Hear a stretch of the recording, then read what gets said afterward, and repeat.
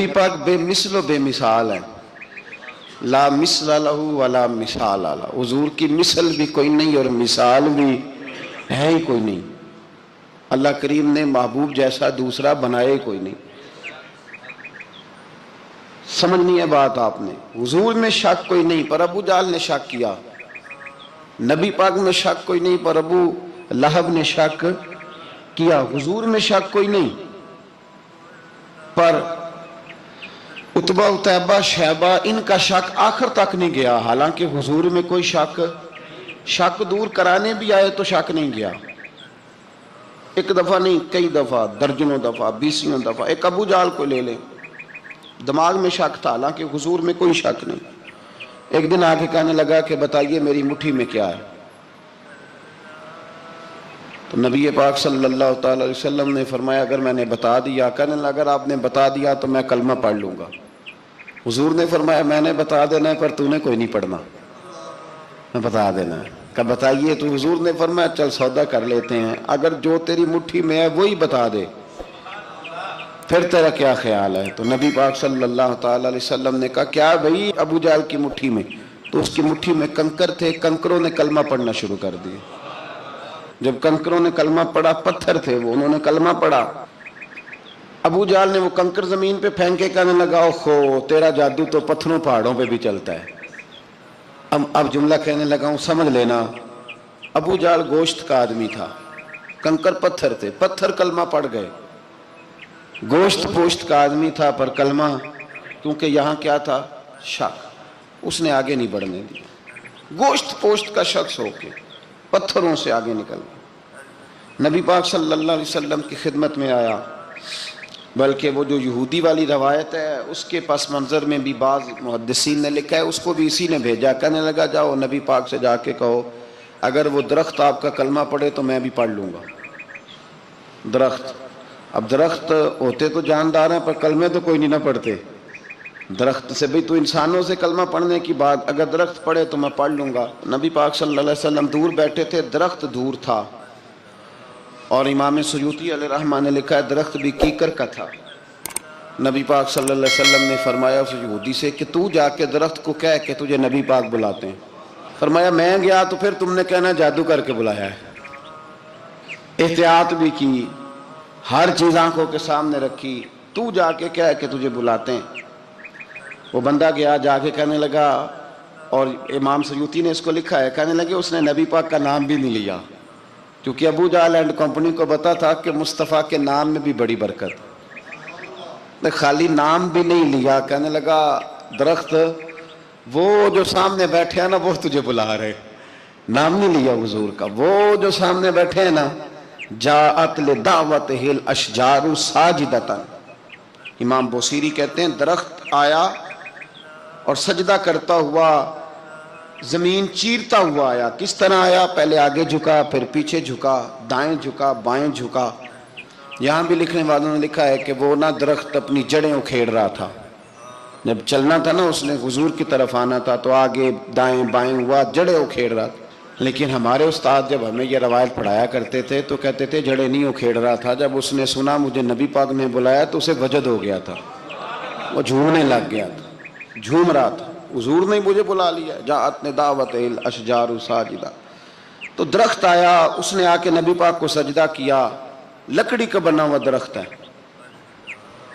سجدہ کیا، سجدہ کرنے کے بعد درخت اٹھا اور اٹھ کے اس نے نبی پاک کا کلمہ پڑھا۔ وہ جس کو ابو جہل نے بھیجا تھا نا یہودی، وہ درخت کی حالت دیکھ کے کلمہ پڑھ گیا، وہ کلمہ پڑھ گیا، لیکن یہی بے ایمان کہنے لگا اوئے ہوئے ان کا تو درختوں پہ بھی جادو چلتا ہے۔ لا ریب فی، شک قرآن پاک میں، لیکن اگر بندے کے دماغ میں ہو اس کا علاج ہے کوئی، ادھر ہی شک بیٹھ جائے۔ بھئی سادی مثال دیتا ہوں کہ سامنے دیوار صاف ہو لیکن گرد اگر آئینے پہ پڑی ہو، دیوار صاف کرنی چاہیے کہ اینک کا شیشہ صاف کرنا چاہیے؟ ساری زندگی لوگ دیوار صاف کرتے گزار دیتے، ساری زندگی تراش خراش کرتے گزار، اپنی مرضی کی پینٹنگ کرتے گزار دیتے ہیں، پر اپنی آنکھ کی پتلی صاف نہیں کرتے، آنکھ کی پتلی صاف نہیں کرتے۔ کسی نے حضرت رومی سے کہا تھا हुजूर दुनिया में कोई अच्छा मिलता नहीं, फरमाने लगे थोड़ा रोना शुरू कर ताकि तेरी पुतलियां वुजू कर लें, वुजू कर लें, वो उन्हें पता चल जाए कि कितने साफ सुथरे लोग दुनिया में पाए जाते। अबू जाल फिर आ गया, कहने लगा अगर आप चांद के 2 टुकड़े कर दें तो मैं कलमा पढ़ने को तैयार हूं। अच्छा, यहां भी बड़ी मजे की बात है। अल्लाह ने पहले कह दिया नबी पाक को कि इन्नल्लज़ीना कफ़रू सवाउन अलैहिम आ अनज़रतहुम अम लम तुनज़िरहुम ला युमिनून। महबूब, ये जिनकी किस्मत में कुफर है ना, आप इन्हें डराएं चाहे ना डराएं, ये ईमान नहीं लाएंगे। कंकरों ने भी कलमा पढ़ लिया, दरख्तों ने भी पढ़ लिया, सारा कुछ हो गया, और अल्लाह ने भी कह दिया कि महबूब इस बेईमान ने कलमा नहीं पढ़ना। पर हुजूर ने फरमाया ये पढ़े ना पढ़े हमने मैदान नहीं छोड़ना, जितनी दफा आएगा ना हम इसे जरूर मौजज़ा दिखाएंगे, जितनी दफा आएगा हम क्यों मैदान छोड़। आगे कहने लगा जी अगर चांद के 2 टुकड़े कर दे तो इक़्तरबतिस्साअतु वंशक्कल कमर। तो नबी पाक सल्लल्लाहु अलैहि वसल्लम ने उंगली का इशारा किया, चांद 2 हिस्सों में बटा। कोहे सफा एक पहाड़ी थी मक्के में, आधा टुकड़ा पहाड़ी की इस जानिब हुआ, आधा इस जानिब। यानी वजाहत की अल्लाह करीम ने कि ऐसे ना हो कि ये कह दी वो तो ऐसे बिल्कुल शक हुआ तो मिल गया, पता नहीं मेरी आंखों पे जादू हो गया, मिला है कि नहीं मिला। जब टूटा तो हदीस पाक में आता है कि आधा चांद कोहे सफा के इधर गया और आधा तो पहाड़ी थी, चांद नीचे आया, पहाड़ी के गिर्द घूमा, आगे जाके मिला। यानी वक्फा दिया गया बाकायदा देखने का, समझने। पूरी दुनिया में जितने लोग उस वक्त चांद देख रहे थे, हिंदुस्तान तक रवायतों में मिलता है कि लोगों ने गवाही दी कि हमने चांद टूटते देखा है। जमाना मान गया, लोगों की चीखें निकल गई, लोग कदमों में गिर गए। पर वो जिसके दिमाग में शक था ना, वो नहीं माना। शजर हजर पहचान गए, पर इंसान की नज़रों में शक ही रहा।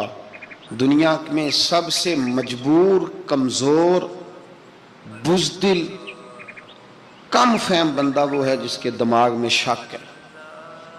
सबसे कम फहम आदमी, उसकी फिरासत रूहानिया ज़ीरो है, वो एक नाकाम शख्स है। उसको किसी पे भी शक पड़ जाए, किसी पे भी। हमने देखा है जो औरत अपने मर्द पे शक करने लग जाती है, उस घर का कोई इलाज ही नहीं होता। जो शिकवा करती है रोटी का, पैसों का, वो किसी दौर में मसला उसका हल हो जाता है। जो नाफरमान होती है उसका भी मसला किसी न किसी ज़माने में हल हो ही जाता है। ये जिसको शक पड़ जाता है ना, शक, उसका मसला क़यामत की सुबह तक हल नहीं होता। अगर मर्द को शक पड़ जाए उसका मसला भी कभी ज़िंदगी में दोबारा हल, याद रखें। ये जो शुकूक व शुबहात है ना, कुरान पूरा शुकूक व शुबहात का इजाला करता है। काफिर के सवाल का जवाब देता है, मुनाफिक के सवाल का जवाब देता है। कुरान मजीद हर एक की तसल्ली कराता है, लेकिन शुरू में बता दिया कि ला रईब फी, शक वाली गुंजाइश इसमें।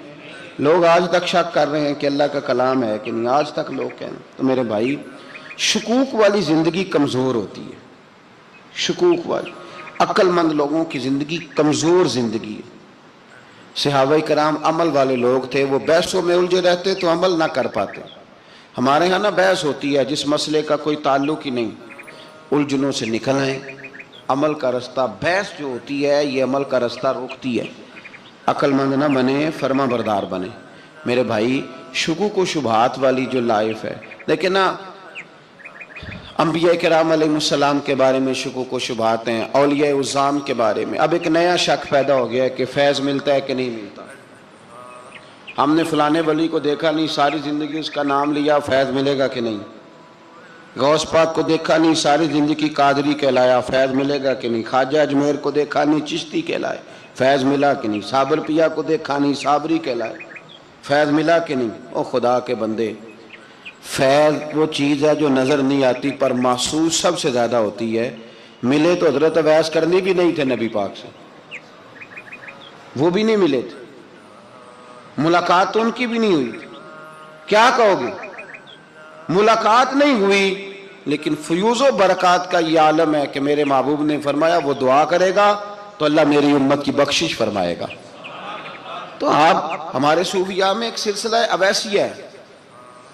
सिलसिला अवैसिया में अक्सर मुलाकात नहीं होती, اکثر نہیں ملاقات ہوتی بغیر دیکھیں نا، آپ جب کسی کا نام جپتے ہیں، جب کسی کا نام لیتے ہیں، جب اسی کا ذکر کرتے ہیں، جب اسی کے تذکرے میں رہتے ہیں، تو اللہ تبارک و تعالیٰ کے یہ جو کامل لوگ ہوتے ہیں یہ متوجہ ہو جاتے ہیں، ان کی توجہ ہوتی ہے۔ اور خود سرکار نے فرمایا دو آپس میں محبت کرنے والے، ایک مشرق میں ایک مغرب میں، قیامت کے دن اللہ دونوں کو جنت میں اکٹھا فرما دے گا۔ یہ کیا بات ہوئی کہ ہر بات میں شک کرنا کہ جی وہ فلانے سے ملاقات ہی نہیں ہوئی؟ تو کس طرح بھئی، ملاقات ایک الگ چیز کا نام ہے، ملاقات ایک الگ شے کا نام ہے، اور فیوز و برکات ایک اللہ سے ملاقات ہوئی ہے۔ رزق دیتا ہے کہ نہیں؟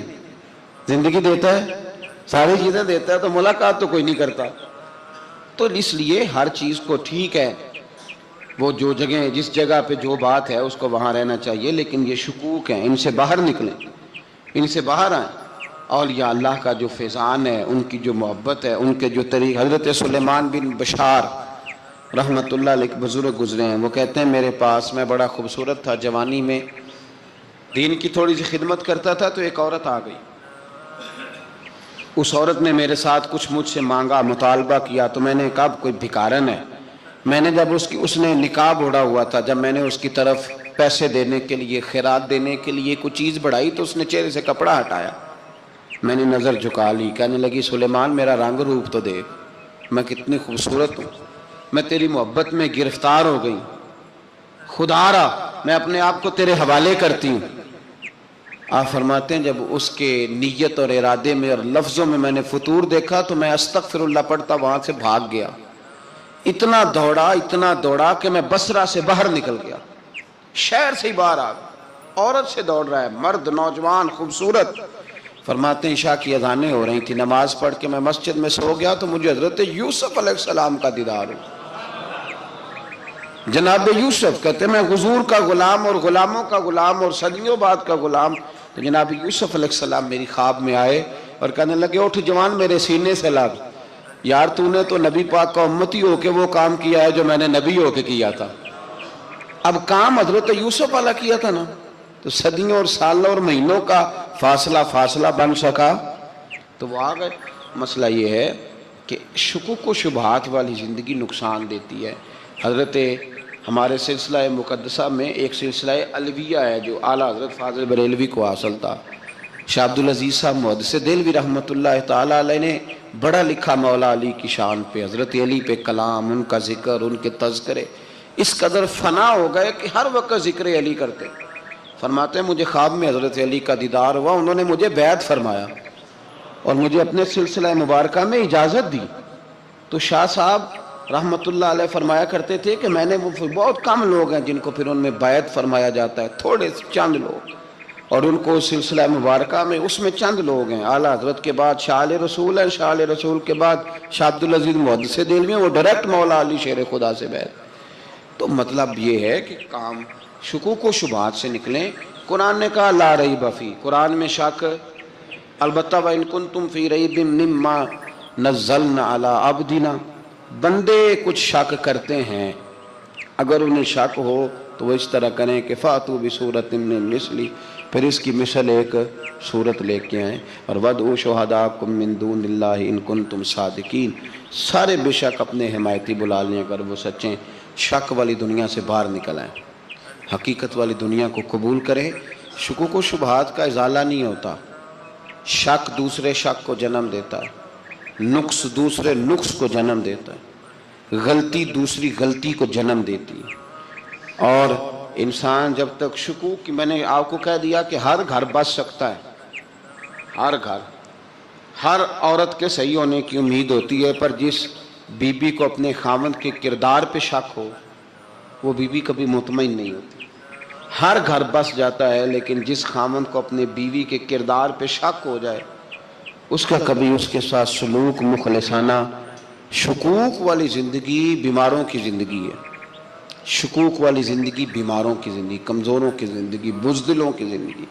اس لیے حقیقت والی چیز جب تک آپ کے پاس کوئی چیز کلیئر ہو کے نہیں آتی، شریعت اسلامیہ نے بہتان کی سزا رکھی ہے 80 کوڑے، پتہ ہے آپ کو؟ جس نے ایسے ہی بہتان لگا دیا، دلیل ہی کوئی نہیں، ایسے ہی کہہ دیا کہ جی وہ مجھے شک ہے جی انہوں نے ایسے کیا ہے، فرمایا اسے کوڑے مارو۔ شک کی بنیاد پر بہتان ترازی کرتا ہے، کوڑے کی سزا رکھی، 80 کوڑے مارو اس ظالم کو۔ یہ شک کر رہا ہے اس کو جب اس کے پاس دلیل ہی کوئی نہیں۔ یہاں بڑے بندے ہیں بات کر دیتے ہیں، کہتے ہیں جی وہ ایسا ہوا ہوگا، میں نے ایسا دیکھا تھا، ہوگا، کیا تھا، ممکن ہے۔ تو یہ شکوک ہے، اس شکوک یہ سامنے والے کا کچھ بھی نہیں بگڑتا، اس بیچارے کا کیا بگڑنا ہے۔ یاد رکھیں بڑی خوبصورت بات یہاں حضرت عبداللہ ابن مسعود کی، آپ فرمایا کرتے تھے جب کسی بندے پر بندے شک کرتے ہیں اور ناجائز شک کرتے ہیں، اللہ اس کی عزتوں میں اضافہ فرما دیتا ہے، اللہ اسے شانیں عطا کرتا ہے۔ اپنی زندگی کو بیماریوں سے نکالنے، یہ روحانی بیماری ہے شک، اس سے باہر آنا۔ یہ ظلم ہے، اولیاء پہ بھی شک، صوفیاء پہ بھی شک، علماء پہ بھی شک، ہر بندے پہ شک، کوئی صحیح نہیں، سارے غلط، میں اکیلا صحیح۔ اس شک سے باہر آ جائیں، یہ نفسیاتی مریض بنا دے گا، بے سکون کرے گا، بے قرار کرے گا۔ جس ترتیب سے ہم مسکراتے ہیں، جس ترتیب سے ہم روتے ہیں، جس ترتیب سے ہم کسی بات کا اظہار تشکر کرتے ہیں، خدا ان باتوں سے پاک ہے۔ اب بہت ساری حدیثوں میں آیا کہ وہ مسکراتا ہے، تو کیا مطلب ہے مسکرانے کا؟ تو علماء تفسیر نے لکھا ہے مسکرانے کا مطلب یہ ہے کہ وہ بڑا ہی راضی ہوتا ہے اپنے بندے سے، بڑا راضی ہوتا ہے، یہ مطلب ہے۔ ایک تو مسکرانے کا مطلب یہ کہ وہ بڑا راضی ہو گیا، بڑا راضی ہو گیا، وہ مسکرا دیا اپنے بندے پہ۔ اور ایک اس کا معنی خود نبی پاک صلی اللہ تعالی علیہ وسلم نے بیان فرمایا، مسند امام احمد بن حنبل میں حدیث ہے، حضور سید عالم علیہ السلام سے صحابہ نے پوچھا یا رسول اللہ شہید تو بڑے لوگ ہوتے ہیں، شہیدوں میں افضل کون ہے؟ تو اللہ کے حبیب علیہ السلام فرمانے لگے وہ والا بندہ جو ڈٹ گیا تھا کافروں کے مقابلے میں، وہ ہلا نہیں، پوری طرح ڈٹ کے جو لڑا وہ شہداء میں افضل ہے۔ حضور فرماتے ہیں وہ جنت کے بالا خانوں میں سیر کرے گا اور رب اسے دیکھ کے مسکرائے گا، رب اسے دیکھ کے مسکرائے گا، اللہ تعالیٰ مسکراتا ہے اسے دیکھ کے۔ اور اگلے جملے میں حضور نے وضاحت کر دی، فرمایا جب رب دنیا میں کسی پر مسکراتا ہے نا تو اس کا معنی یہ ہے کہ قیامت میں پھر اللہ اسے حساب کوئی نہیں لے گا۔ جس پر اللہ دنیا میں مسکرا دیا اس سے کوئی حساب، تو وہ کام ڈھونڈنے چاہیے نا جس سے اللہ مسکرائے۔ ویسے کبھی ہم ایسا کرتے ہیں کہ نہیں کہ کسی کو راضی کیا جائے؟ یہ کام ہم کرتے ہیں کہ ہماری کمپنی کا جو سربراہ ہے وہ ہم سے راضی رہے، جس ادارے میں ہم پڑھاتے ہیں اس ادارے کا بڑا ہم سے راضی رہے، یہ کرتے ہیں ہم۔ اس کے لیے کچھ نہ کچھ ہیلے بہانے ہم کرتے ہیں، برادری، قبیلہ، علاقہ، بستی، لوگ کسی طریقے سے ہمارے ساتھ مطمئن رہیں، کرتے ہیں نا یہ سارے کام۔ اس میں تھوڑی مشکل بھی ہمیں آتی ہے لیکن کرتے ہیں، کیا کریں۔ گھر میں بھی کئی دفعہ ایسا ماحول بنانا پڑتا ہے۔ چلیں ایک اور میٹھی مثال دیتے ہیں، زیادہ سمجھ میں آئے گی۔ چھوٹا بچہ خوش رہے، آپ اس کے لیے محنت نہیں کرتے، وہ چھوٹا ہے، اس کو خوش کرنا فرض ہے ابا پہ، لیکن وہ کہتا ہے کہ میں نے موٹر سائیکل لینا ہے، چھوٹا ہے چلا ہی نہیں پائے گا، تو ابا پھر اسے راضی کرتا ہے، کہتا ہے بیٹے چھوٹا سائیکل لے لے، چل میں تجھے اڑانے والا جہاز لے دیتا ہوں۔ مقصود کیا ہے کہ اس کو ناراض نہیں کرنا، یہ روئے نہ، اس کا دل نہ ٹوٹے۔ ہو یارو سنو نا میں کیا کہہ رہا ہوں، اگر چھوٹے بچے کے لیے وہ چیزیں ڈھونڈتے ہو، میرے ابا جی نا اپنے نواسے کے لیے کھلونا لے کے آئے تو بچہ بڑا ہی کھیلا، تو ابا جی کہنے لگے لو پیسے پورے ہو گئے میرے، بچے کو پسند بڑا ہے نا، پیسے پورے کر چھڑے نے، دیکھو نا جی کتنا اس کو راضی ہوا ہے۔ تو انسان کیا کرتا ہے کہ کوشش کرتا ہے، چھوٹا بچہ بھی ناراض نہ ہو تو وہ چیزیں وہ ڈھونڈتا ہے کہ اس کو کیا پسند ہے، چاکلیٹ لے جاؤں، فلاں چیز لے جاؤں، آئس کریم لے جاؤں۔ تو ایک بچے کے لیے، گھر کے لیے، سربراہ کے لیے اتنی محنت کرتے ہو، تو وہ کام بھی ہمیں ڈھونڈ کے تلاش کرنے چاہیے نا جس سے رب راضی ہوتا ہے، اللہ راضی ہوتا ہے۔ بتاؤں وہ کون کون سے کام ہیں؟ نبی کریم صلی اللہ تعالی علیہ وسلم نے ارشاد فرمایا 3 لوگ ہیں جنہیں دیکھ کے رب مسکراتا ہے۔ یا رسول اللہ صلی اللہ علیہ وسلم وہ کون کون سے؟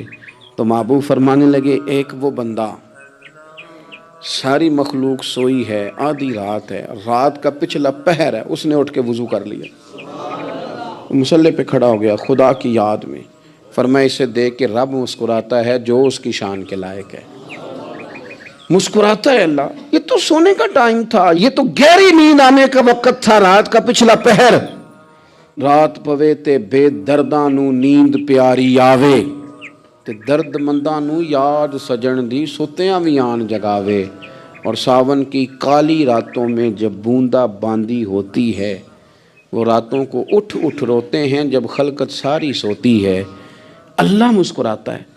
اور سننا میرے بھائی، میرے نبی پاک صلی اللہ تعالیٰ علیہ وسلم فرماتے ہیں جب مسلمان نماز کے لیے صفیں بناتے ہیں نا، ترتیب لگ رہی ہوتی ہے، اب اللہ کی بارگاہ میں کھڑے ہوں گے، قیام کریں گے، رکوع کریں گے، سجود کریں گے، فرمایا جب مومن صفیں بناتے ہیں تو رب دیکھ کے مسکراتا ہے، مسکراتا ہے۔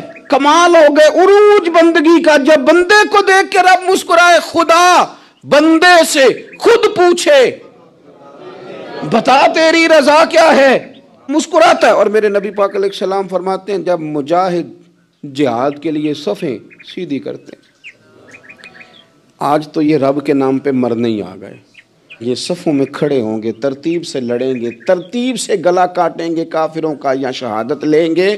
فرمایا جب جہاد کے لوگ صفیں بناتے ہیں تو رب انہیں دیکھ کے مسکراتا ہے۔ کتنے نصیبوں والا وہ بندہ ہے جسے دیکھ کے مسکرا دیا۔ او یار، کبھی تیرا بیٹا تیرے سامنے مسکرائے نا چھوٹا تو تیرا دل باغ باغ ہو جاتا ہے۔ تیری ماں بیمار کسی ایک دن صحیح طرح ہنس پڑے تو طبیعت خوش ہو جاتی۔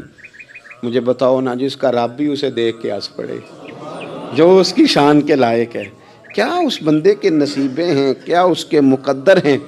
آپ اس مقام پر اپنے آپ کو لائیں۔ اب دیکھیں نا، یہ حدیث ہم نے سن لی، اب ہم نے نا اس طرح صفحے نہیں بنانے جس طرح ساری دنیا، اب ذرا صفحے بھی شوق سے بنائیں گے، اب ذرا تھوڑا سا شوق پیدا کریں گے، بھئی یہ تو میں وہ کام کرنے لگا ہوں جسے دیکھ کے رب مسکراتا ہے۔ نبی پاک صلی اللہ علیہ وسلم نے فرمایا جب کوئی بندہ توبہ کرتا ہے نا، ہم توبہ کا رٹا لگاتے ہیں، یا اللہ میری توبہ، یا اللہ۔ اور توبہ کا تو مطلب یہ ہے کہ پچھلے گناہوں سے پکی توبہ، آج کے بعد یہ غلطی نہ کرنے کا پکا وعدہ۔ تو نے ساری شب برات رو کے گزاری ہے، بتا سویرے جھوٹ جوڑنے کا ارادہ ہے تیرا؟ آج کے بعد رشوت تو نہیں نہ لے گا، ملاوٹ تو نہیں نہ کرے گا، یہ توبہ ہے۔ اور اگر سارے کام اسی طرح کرنے تو پھر یہ توبہ کا رٹا ہے، تو جتنا مرضی لگاؤ۔ حضرت علی بن ربیعہ رضی اللہ تعالیٰ عنہ فرماتے ہیں میں مولا علی کے ساتھ تھا، مقام حرہ کی طرف جا رہے تھے، حضرت علی نے ہاتھ اٹھا کے دعا مانگی ہماری تعلیم کے لیے، ورنہ حضرت علی ہم صحابہ کو محفوظ عن الخطا تو مانتے ہیں نا۔ ہاتھ اٹھا کے کہا اے اللہ ہمارے گناہ بخش دے، تیرے علاوہ کوئی معاف کرنے والا نہیں۔ اور پھر حضرت علی آسمان کی طرف دیکھا اور دیکھ کے نا حضرت علی بن ربیعہ کو تو مسکرائے۔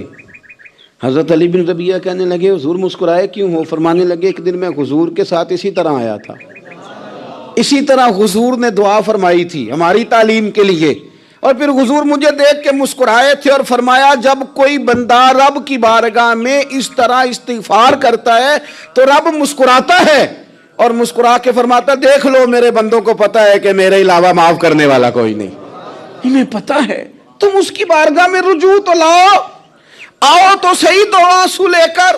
اقبال کہتے ہیں کہ موتی سمجھ کے شان کریمی نے چن لیا، قطرے دو گرے میرے ار کے انفال کے، دو میں نے آنسو بہائے تھے تو اس کے کرم نے تو موتی سمجھ کے چن لیے۔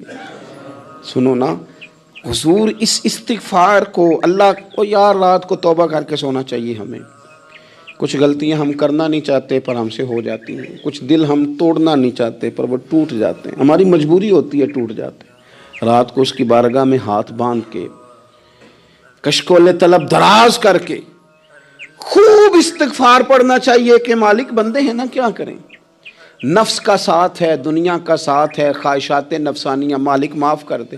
درد سے توبہ، رسم نہ ہو، کہانی نہ ہو، لفظ نہ ہو، جملے نہ ہو، اور جناب ایسے لوگوں کے بیچ بڑے ہاتھ باندھ کے اور بڑا کوئی ضرورت نہیں، آپ اکیلے اپنی چارپائی پہ بستر کے اندر منہ دے کے بھی درد سے کہیں گے نا معاف کر دے تو وہ تو مہربانی بڑا ہے۔ میرے نبی پاک صلی اللہ علیہ وسلم مثال دیتے ہیں، فرمایا ایک آدمی صحرا میں جا رہا، صحابہ سے حضور خطاب کر رہے ہیں، فرمایا ایک آدمی صحرا میں جا رہا تھا، اس نے اپنی اونٹنی پہ کھانا پانی پیسے ہر چیز رکھی ہوئی تھی، صحرا تھا بہت بڑا، درمیان صحرا کے گیا تو تھوڑا سا سستانے کے لیے آرام کرنے کے لیے اونٹنی سے نیچے اترا، اب اس نے اونٹنی کی لگام اونٹنی کی نکیل اپنے سرہانے کے نیچے رکھی، ہاتھ کے ساتھ پکڑی اور سو گیا۔ تھوڑی ہی دیر کے بعد جب اس کی آنکھ کھلی تو دیکھا اونٹنی غائب ہے.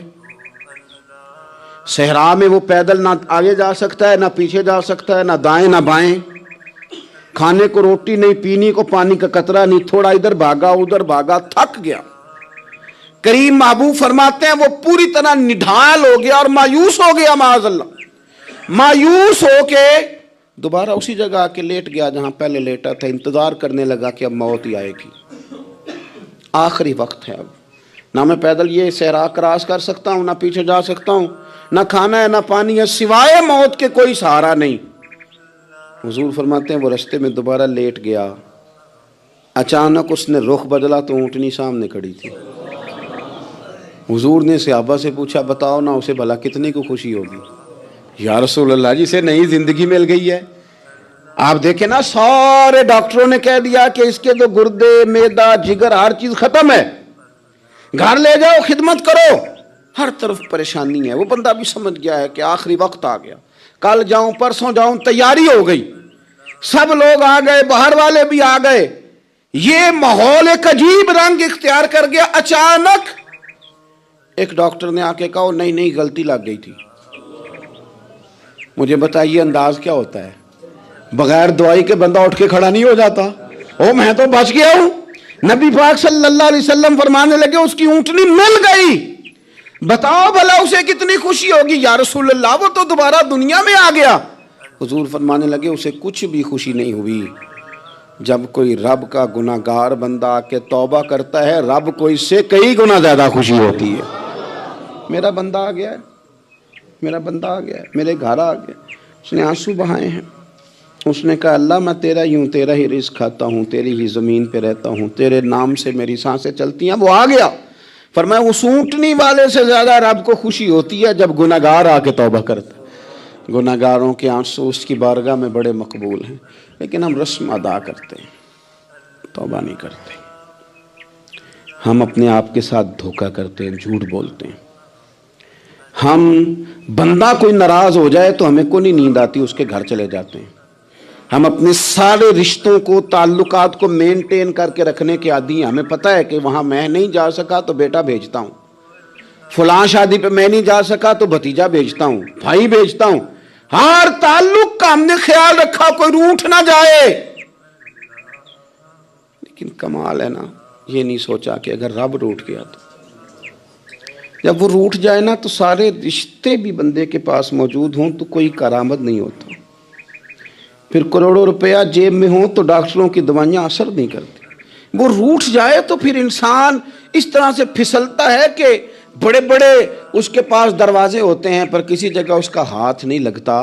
خدا را خیال کریں، دنیا روٹھتی ہے تو روٹھ جائے، رب رسول ناراض نہ ہونے پائیں، اس کا خیال کریں. حضور فرماتے ہیں وہ مسکراتا ہے، اسے خوشی ہوتی ہے جب کوئی اس کا بندہ اس کی طرف رجوع کرتا ہے. میرے عزیزو، رسول پاک صلی اللہ تعالی علیہ وسلم نے ان لوگوں کے تذکرے کیے جنہیں دیکھ کے رب مسکراتا ہے. ہم نا گناہگاروں پر بھی فتویٰ دینے میں جلدی کرتے ہیں اور نیکی پر بشارت دینے میں بھی جلدی کرتے ہیں، حالانکہ یہ ہماری ذمہ داری نہیں. پتہ نہیں اللہ تعالیٰ کس کو کب توفیق توبہ دے کے اپنے قریب کر لے، لیکن بڑی جلدی ہے، بڑی جلدی فتویٰ دینے میں. اور یہ فتویٰ صرف مفتیوں کا نہیں رہ گیا، یہ میری طرح کے آپ کی طرح کے ڈھیروں لوگ ہیں جنہوں نے جیبوں میں فتوے ڈالے ہوئے. بھئی آپ نے کیوں ذمہ داری لے لی ہے جنت میں داخل کرنے کی اور نکالنے کی؟ یہ تو میرے رب کریم کا کرم ہے، وہ جس کو چاہے جب چاہے جتنا چاہے عطا کرے. لیکن کچھ لوگ نا بڑے پکے ہو گئے ہیں کہ شاید جو میں سوچ رہا ہوں وہی درست ہے. کبھی کبھی کچھ چیزیں عجیب بھی ہوتی ہیں، لہذا خدا کی رحمت پر بھروسہ کر کے بات کرنی چاہیے. اپنی مرضی کے فتوے نہیں داغنے چاہیے. وہ دیکھو جی فلانا بندہ یوں کر رہا ہے، آپ کو پتہ ہی نہیں پوری بات کا، آپ کو علم ہی نہیں پوری بات کا. حضرت بہاءاللہ نقشبند بخاری رحمت اللہ علیہ فرماتے ہیں میں حج کرنے گیا تو وہاں میں نے ایک آدمی کو کروڑوں کا کاروبار کرتے دیکھا تو میرے دل میں خیال ہے یہاں بھی اللہ اللہ کرنی چاہیے تھی، دنیا داری کر رہا ہے. لیکن فرماتے ہیں حج سے فارغ ہوئے تو میں نے دیکھا وہی بندہ سارا کچھ رب کی بارگاہ میں خیرات کر رہا ہے اور سینکڑوں غریب حاجی ہیں جن کو پورے پورے خرچے دے رہا ہے.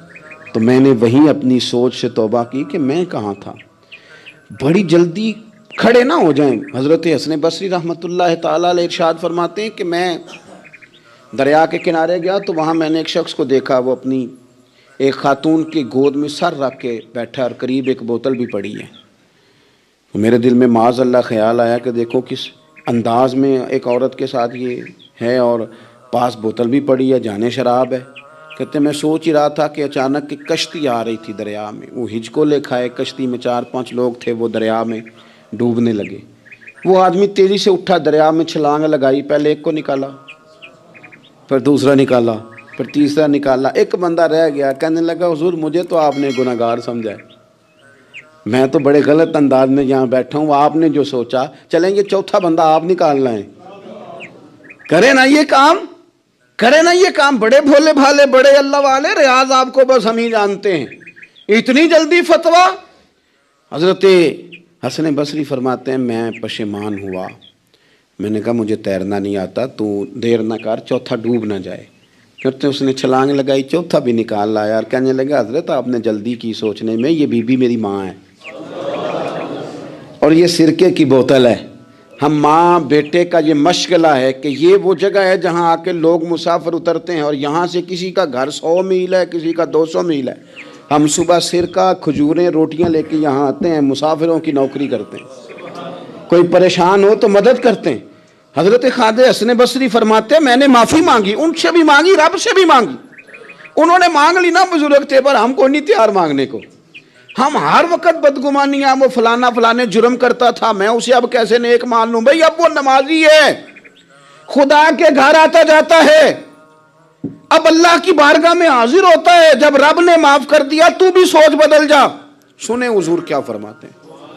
نبی پاک صاحب العلاق صلی اللہ تعالی علیہ وسلم فرماتے ہیں، مسند امام احمد بن حنبل دیکھیے، فرمایا رب اس وقت بڑا ہی مسکرائے گا جب قاتل بھی جنت میں جائے گا، مقتول بھی جنت میں جائے گا. یا رسول اللہ مقتول تو گیا، یہ قاتل کیسے چلا گیا؟ حضور فرماتے ہیں جائے گا، اور جائے گا اور رب مسکرائے گا جو اس کی شان کے لائق ہے. یا رسول اللہ کس طرح؟ تو نبی پاک صلی اللہ علیہ وسلم فرمانے لگے اس نے ایک مومن کو قتل کیا تھا، وہ شہید ہو کے جنت میں چلا گیا. اب اللہ نے بعد میں اسے توبہ کی توفیق دے دی. پہلے اس نے کلمہ پڑھا، پھر یہ میدان میں اترا، کافروں سے لڑا، یہ شہید ہوا، رب نے اسے بھی جنت دے دی. قاتل بھی جنت میں، مقتول بھی جنت میں. اور بات اتنی انوکھی ہے کہ رب دیکھ کے مسکرا رہا ہے جو اس کی شان کے لائق ہے. ہم جلدی میں ہیں، ہم انتظار نہیں کر رہے کہ شاید توبہ کر جائے، ہم انتظار نہیں کر رہے. لیکن میرے عزیز اتنی جلدی نہ کریں. سوچوں کا صاف ہونا، ذہنوں کا پاک ہونا، اور لوگوں کے بارے میں گمان کا اچھا ہونا. آپ کسی نفسیات کے ڈاکٹر کے پاس چلے جائیں، اسے کہیں ٹینشن بڑی ہے. میں ان کے مضامین پڑھتا رہتا ہوں، وہ سب سے پہلا سبق آپ کو یہ پڑھائیں گے کہ اچھا سوچا کریں. اچھا سوچنے سے بندہ تندرست رہتا ہے. کس سے بندہ تندرست رہتا ہے؟ ہیں جی واقعی.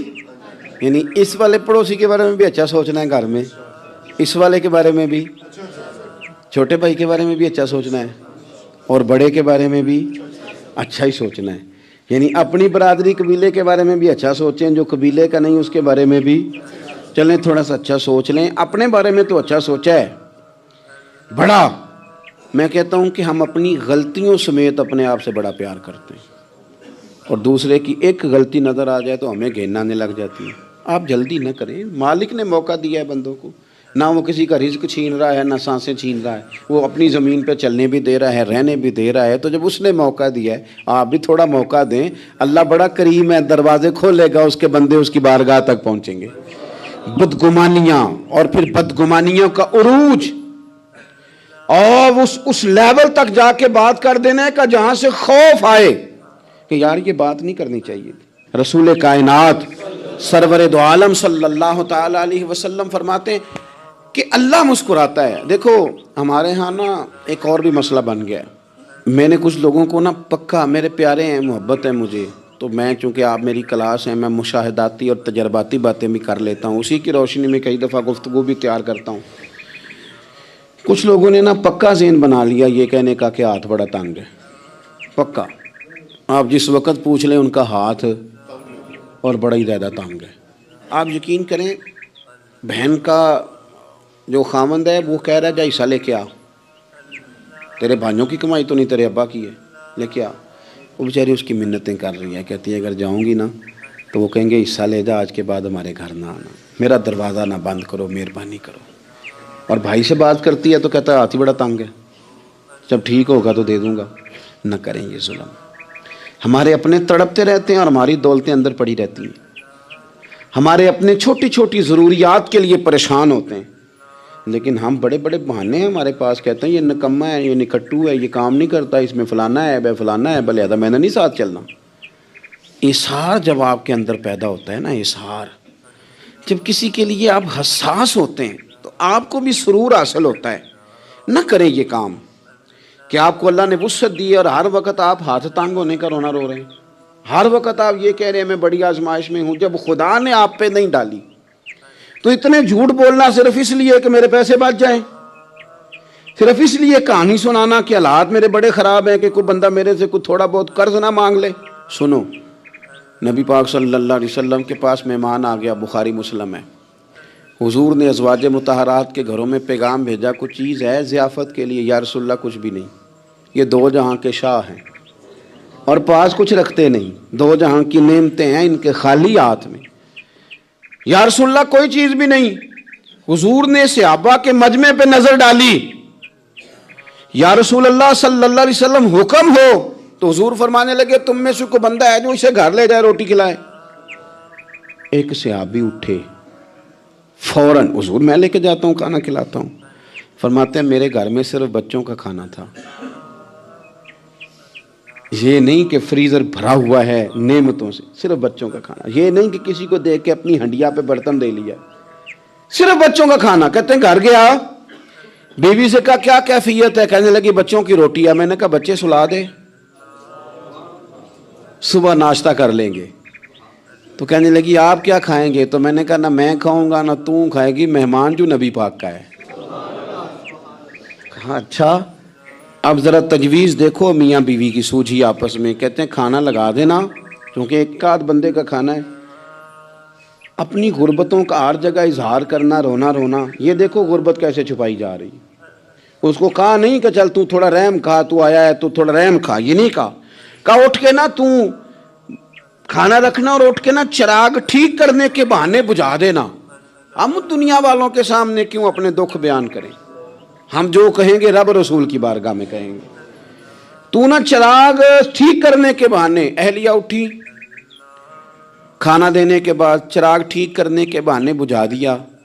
خامد بھی ہاتھ چلاتے رہے, بیوی کبھی برتن رکھتی کبھی اٹھاتی, پتہ چلے کہ کھانا کھا رہے ہیں, کھانا کھایا جا رہا ہے. کہتے ہیں مہمان پیٹ بھر کے کھانا کھا گیا. یہ کام ہوا رات کے اندھیرے میں, اس وقت ہوا جب چراغ بھی بند تھا, اس وقت ہوا جب کوئی دیکھنے والا نہیں تھا, کسی پڑوسی کو بھی خبر نہیں تھی. فرماتے ہیں صبح کے اجالے میں اس مہمان کو لے کے مسجد نبوی میں نے قدم رکھا تو نبی کریم نے فرمایا رات جو تم نے کام کیا ہے نا اسے دیکھ کے میرا رب بڑا مسکرایا ہے, اللہ بڑا مسکرایا ہے. اللہ تر دامنی پہ شیخ ہماری نہ جائیے, ہم دامن نچوڑ دیں تو فرشتے وضو کریں. یہ شان ہے صحابہ کی. نبی کریم علیہ السلام نے فرمایا رب رات مسکرایا تیرا یہ انداز دیکھ کے, اور اس نے قرآن نازل کیا وَيُؤْثِرُونَ عَلَىٰ أَنفُسِهِمْ وَلَوْ كَانَ بِهِمْ خَصَاصَةٌ. کچھ لوگ وہ ہیں جنہیں بڑی بھی ضرورت ہو تو دوسروں پر اثار کر دیتے ہیں, قربانی دے دیتے ہیں. رب مسکرایا ہے, اندر پیسے رکھے ہوئے ہیں, اندر پیسے رکھے ہوئے ہیں. اور بہن آ کے منت کر رہی ہے کہ بھائی حالات بڑے خراب ہیں, تھوڑی سی مہربانی کر. تو کہتے ہیں بہن پردہ ہی ہے بس, کیسے بتاؤں تجھے حالات, تجھے کیا بتاؤں کام کتنی مشکل سے چلتا ہے, یہ پردہ یہ بس. بہرحال اگر تو نے کہا ہے نا 50,000 تو میں زیادہ نہیں کوئی 20 کو دے دوں گا تجھے, وہ بھی خاصی نیکی کر کے, وہ بھی بتا سکھا کے. رات اماں پہ علیحدہ سے احسان چڑھاؤں گا, ابا پہ علیحدہ سے چڑھاؤں گا کہ تمہاری بیٹی کے ساتھ تعاون کر رہا ہوں, سارے علاقے کو ویسے ہی بتاؤں گا. اور وہ غریبنی بیچاری 20,000 لے کے گھر گئی ہے, پہ سفارشیں کر رہی ہے کہ مہربانی کرو. میں نے ایسے بھی دیکھے ہیں جو پہلے بیوی کو پکڑاتے ہیں تو دے, اس لیے کہ پھر وزیر اعظم تو ڈنڈا نکال لے گا تو بڑا مشکل ہو جائے گا پھر گھر میں رہنا. لہذا وہ یہ تو آگے لگ، یہ کیا لہجہ ہے آپ کا؟ یہ تو کسی کو بھی دیں تو چھپا کے دینے کا حکم ہے، کسی کو بھی دیں تو ہمیں حکم یہ ہے کہ سیدھے ہاتھ سے دینا ہے، الٹے کو خبر۔ اور یہ جو بالکل ہی اپنے ہیں، ان پر تو پردہ پوشی آپ کے لیے ویسے ہی ضرورت تھی۔ میرے عزیز، رب مسکراتا ہے، میرے نبی پاک علیہ السلام نے یہ اعمال ہمیں بتائے جن پر اللہ مسکراتا ہے، خوش ہوتا ہے۔ اور بعض لوگوں کو حضور نے نامینیٹ کیا، حضرت سعد بن معاذ رضی اللہ تعالیٰ عنہ عظیم صحابی تھے۔ یہ وہ خوبصورت صحابی ہیں جن کے جنازے کو کندھا میرے نبی پاک نے عطا فرمایا، حضور نے کندھا عطا فرمایا۔ کمال ہو گئی، نرخ بازار محبت کا انوکھا ہی ہو گیا، خود خریداروں میں شامل آ کے مولا ہو گیا۔ حضور نے کندھا دیا۔ حضرت سعد بن معاذ رضی اللہ تعالیٰ عنہ کا جب جنازہ اٹھا، ان کی والدہ رو پڑی، بڑے درد سے روئی، ماں تھی نا۔ ان کی آواز جب حضور تک گئی تو نبی پاک نے فرمایا آنسوؤں کو روک لے، آواز کو کم کر لے، تیرے بیٹے کی تو جب روح پرواز ہوئی ہے تو رب مسکرایا ہے۔ جس کے آنے پہ رب راضی ہو، مسکرا دے جو اس کی شان کے لائق ہے۔ یہ تو وہ لوگ ہیں کہ جن کے جانے پر نا رب، وہ کسی نے کہا تھا کہ میرے مرنے پہ ہر سو شور مچ جائے گا، دیکھو گے میرے مرنے پہ ہر سو شور، تمہیں پتہ چل جائے گا جب ہم جائیں گے، میرے مرنے پہ ہر سو شور مچ جائے گا، دیکھو گے، اور کہنے الوداع سرکار خود تشریف لائیں گے۔ اور درویش کہنے لگے بعد مرندے مکھڑا میرا ہو جاوے جے تازہ، پھر سمجھ لینا محبوب میرے نے آن پڑے ہے جنازہ۔ اور عاشق کا جنازہ ہے، ذرا دھوم سے نکلے اور محبوب کی گلیوں سے ذرا گھوم کے نکلے۔ فرمایا کہ ان کے تو جانے پہ رب کریم۔ اور حضور نے ایک دعا بھی دی۔ حضرت ابو طلحہ، حضرت طلحہ رضی اللہ تعالیٰ عنہ صحابی تھے، ان کا وصال ہو گیا تو حضور نے دعا بھی دی۔ فرمایا یا اللہ جب میرا طلحہ آئے نا تو اس سے مسکرا کے بات کرنا، یہ تجھ سے مسکرا کے بات کرے جو تیری شان کے لائق ہے۔ تو اللہ تعالیٰ غائب درجے راضی ہوتا ہے۔ ایک دفعہ پھر بات دہراتا ہوں، جو میدان میں ڈٹ کے شہید ہو، رب اسے دیکھ کے مسکراتا ہے جو اس کی شان کے لائق ہے۔